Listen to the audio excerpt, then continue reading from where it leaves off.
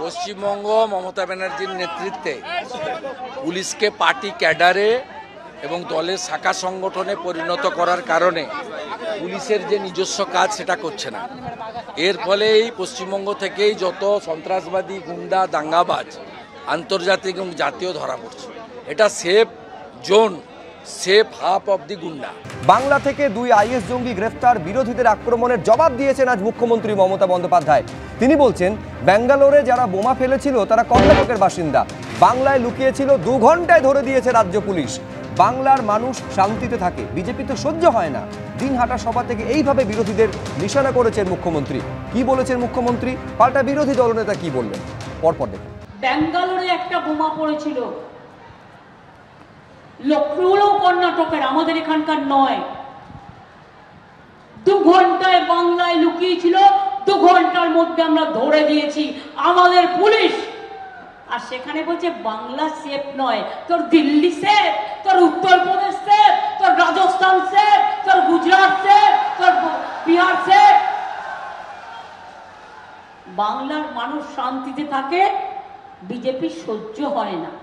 অত্যাচারী দল, সব অত্যাচারের সীমানা ছাড়িয়ে গেছে।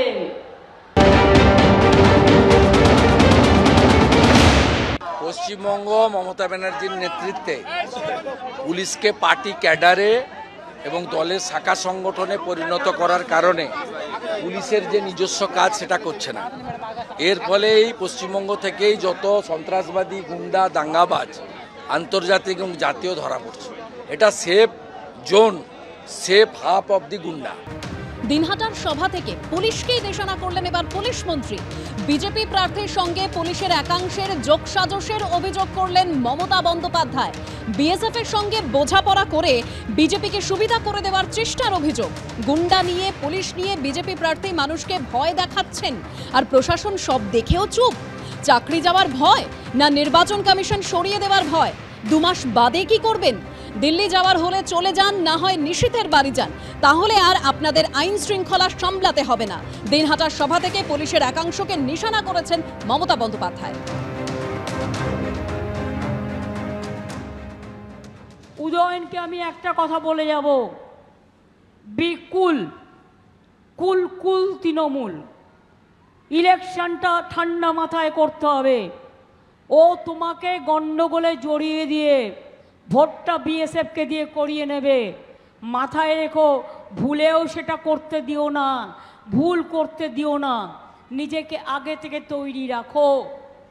আর প্রশাসনকেও বলে যাব, 19 তারিখে এখানে ইলেকশন, আর বাইক নিয়ে গুন্ডা বাহিনীকে যদি আপনি অ্যালাউ করেন বিএসএফের সাথে আন্ডারস্ট্যান্ডিং করে, তাহলে মনে রাখবেন আপনাকেও একদিন ওই গুন্ডাদের বাইকে ঘুরে মানুষ কিন্তু বিতাড়িত করবে, আপনাকেও কিন্তু ছেড়ে কথা বলবে না।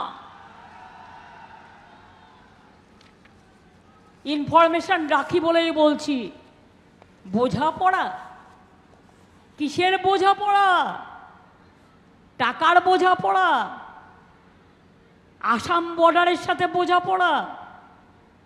ডাক নিয়ে আসা যে 10টা পুলিশের গাড়ি নিয়ে, 20টা গুন্ডা নিয়ে, বাইক নিয়ে ঘরে ঘরে ঘুরে বেড়ায় আর মানুষকে ভয় দেখিয়ে বেড়ায়। আর আমি সরি যে প্রশাসন সব দেখেও চুপচাপ বসে থাকে। কিসের ভয়ে? চাকরি যাবে, ইলেকশন কমিশন সরিয়ে দেবে, তা 2 মাস বাদে কি করবেন? তার থেকে এখনই দিল্লি চলে যান না। কে বারণ করেছে? নয় দিল্লি যান, আর তা নাহলে নিশীথের বাড়ি চলে যান, তাহলে আপনাদের আইন শৃঙ্খলা সামলাতে হবে না। কোচবিহারে যদি আইন শৃঙ্খলা নিয়ে কোনো প্রবলেম হয়, আমি কিন্তু ছেড়ে কথা বলবো না, এটা বলে রাখলাম। মমতা বন্দ্যোপাধ্যায় তো মঞ্চ থেকে নিজে পুলিশ মন্ত্রী হয়ে পুলিশকে গালাগাল দিচ্ছে। ন্যূনতম লজ্জা থাকা উচিত।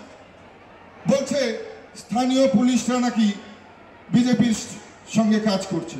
আরে করবেই তো, কেন করবে না? পশ্চিমবঙ্গ পুলিশকে আপনারা দলদাস বানিয়ে রেখেছেন। উত্তরপ্রদেশের পুলিশের থেকে 30,000 টাকা বেতন পশ্চিমবঙ্গের পুলিশ কম পায়। পুলিশটা বিজেপির সাপোর্ট করবে না তো কাকে করবে? মায়েরা কাদের সাপোর্ট করবে? নিশ্চিতভাবে বিজেপিকে সাপোর্ট করবে।